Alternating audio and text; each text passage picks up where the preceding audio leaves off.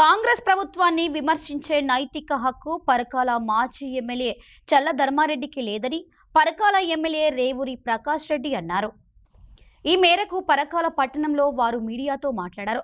పరకాల నియోజకవర్గంలో జరుగుతున్న అభివృద్ధి కనబడడం లేదా అని ప్రశ్నించారు. మాజీ ఎమ్మెల్యే ధర్మారెడ్డి దోచుకున్నడే తప్ప ప్రజల సమస్యల్ని పట్టించుకోలేదన్నారు. అదే కాకుండా చూస్తే ఇవాళ మనం మీరు చూస్తే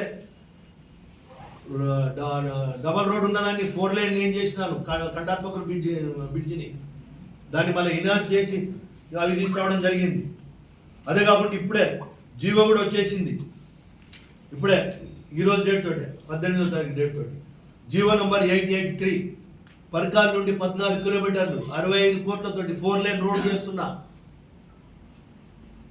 అదే కాకుండా మీరు చూస్తే ఇప్పటి వరకు దగ్గర సిఆర్ఆర్లో ఫండ్స్ తీసుకొచ్చినాం, ఎంఆర్ఆర్లో శాంక్షన్స్ ఉన్నాయి, ఎస్టీ సప్లైన్లో తీసుకొచ్చినాం 11 కోట్ల వరకు. అవి ప్రపోజల్స్ ఉన్నాయి, వచ్చేస్తాయి.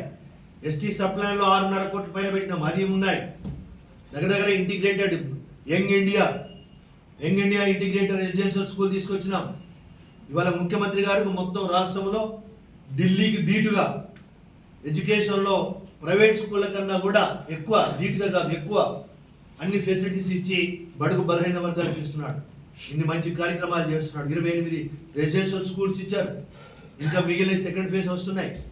మొత్తం 119 నియోజకవర్గాలలో వేయడానికి సిద్ధంగా ఉన్నారు. అదేవిధంగా ఇవాళ మహిళా సోదరిమణులకు ఎంటర్ప్రెన్యూర్స్గా వాళ్ళని అభివృద్ధి చేయడానికి నా నియోజకవర్గం 2 తీసుకొచ్చుకున్నాను. మొన్న కూడా చెప్పాను, ఒకటి దామెర ఆత్మకూరులో పెడుతున్నా, ఒకటి గీసుకొండ సంఘంలో పెడుతున్నా. ఆ 2 ఎస్టాబ్లిష్ అయిన తర్వాత పరకాల నాడుకుని ఇక్కడ కూడా పెడుతున్నాను. ఇట్లా ఒక ప్లాన్గా పోతున్నాం. ఇవాళ ఇంత ఆర్థికపరమైన ఇబ్బందులలో కూడా ఇన్ని 100 కోట్లు తీసుకొచ్చి ఇవాళ మీరు డెవలప్ చేస్తున్న విషయాన్ని కూడా ప్రజలు గ్రహించవలసిన అవసరం ఉంది అని చెప్పి ఈ సందర్భంగా మనం చేస్తున్నాం. ఇది ఎక్కడి న్యాయం అండి?